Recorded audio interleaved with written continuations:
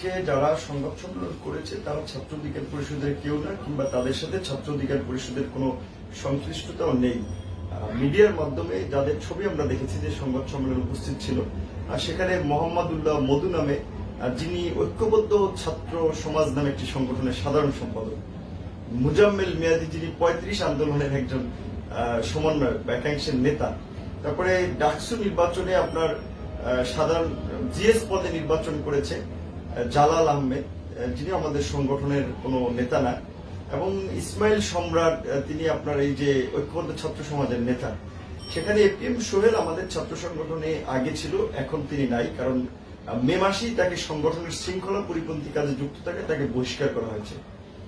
আর আপনারা নিশ্চয়ই জানেন যে 2018 সালের কোটা সংস্কার আন্দোলন, সেটি সারা বাংলাদেশের ছাত্র সমাজের একটি স্বতঃস্ফূর্ত আন্দোলন ছিল। দলমত নির্বিশেষে সকল ছাত্র তরুণ যুবকরাই সেই আন্দোলনে অংশগ্রহণ করেছিল। সেই আন্দোলনটি গড়ে উঠেছিল সাধারণ বাংলাদেশ সাধারণ ছাত্র অধিকার সংরক্ষণ পরিষদের ব্যানারে।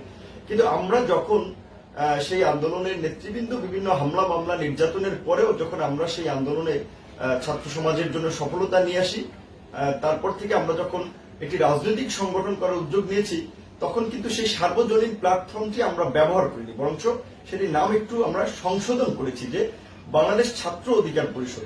এবং এই 2 বছরের মধ্যেও যাদের ছাত্রত্ব শেষ হয়েছে তাদেরকে নিয়ে আমরা যুব অধিকার পরিষদ গঠন করেছি, এবং আমাদের শ্রমিকদের নিয়ে আমরা শ্রমিক অধিকার পরিষদ গঠন করেছি। এবং এই মাসে শীঘ্রই আমরা যে রাজনৈতিক দল গঠনের ঘোষণা দিয়েছি তার প্রক্রিয়ার অংশ হিসেবে আমাদের বিভিন্ন শ্রেণী পেশার নাগরিকদেরকে কানেক্ট করার জন্য একটা নাগরিক প্ল্যাটফর্ম যে বাংলাদেশ গণ অধিকার পরিষদ গঠিত হতে যাচ্ছে। সুতরাং আমরা তো সেই ক্ষেত্রে মোটেও আসলে পিছিয়ে নেই, আমাদের কার্যক্রমগুলো তো ধারাবাহিকভাবে চলছে। এখন আমাদের আগের সংগঠনের নাম ব্যবহার করে যারা সংগঠনের সাথে সংশ্লিষ্ট নয় তারা যদি দাবি করে যে তারা ছাত্র অধিকার পরিষদের এক অংশ, সেটা তো আসলে খুব দুঃখজনক।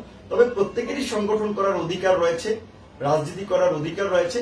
সেই ক্ষেত্রে প্রত্যেকের জন্য আমরা স্বাগত জানাই, যে যে সংগঠন করবে দল করবে সেটা তার ব্যক্তিগত বিষয়, কিন্তু ছাত্র অধিকার পরিষদের সাথে তাদের কোনো সংশ্লিষ্টতা নেই। এবং সেখানে আরো কয়েকজনের নাম যে পরিচয় উল্লেখ করেছি সেটি অনেকাংশে ভুয়া। যেমন আমিনুরের পরিচয় উল্লেখ করেছে যে খুলনার আহ্বায়ক।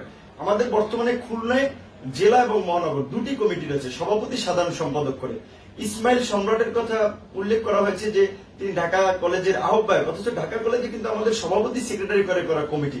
কাজে এই যে একটা পরিচয়ের বিভ্রান্তি, তারা জনমনে একটা বিভ্রান্তি তৈরি করার জন্য এগুলো করেছে।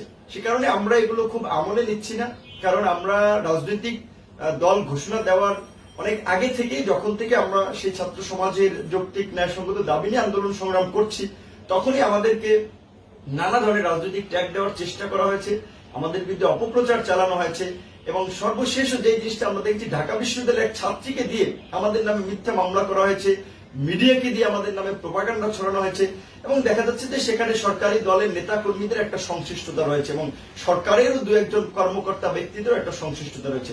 কাজে প্রেস ক্লাবে যারা সংবাদ সম্মেলন করেছে এরা হয়তো সরকারি পৃষ্ঠপোষকতায় এগুলো করছে, কিংবা সরকারি যেটা বলে যে দলের নেতা কর্মীদের সহযোগিতায় এগুলো করছে। এবং আমরা মনে করি যে আমাদেরকে থামিয়ে দেওয়ার জন্য, আমাদেরকে দমন পীড়ন চালিয়ে আমাদেরকে পথ রুদ্ধ করার জন্য যে দীর্ঘদিন ধরে একটা অপচেষ্টা চলছে, এটা তারই একটা অংশ।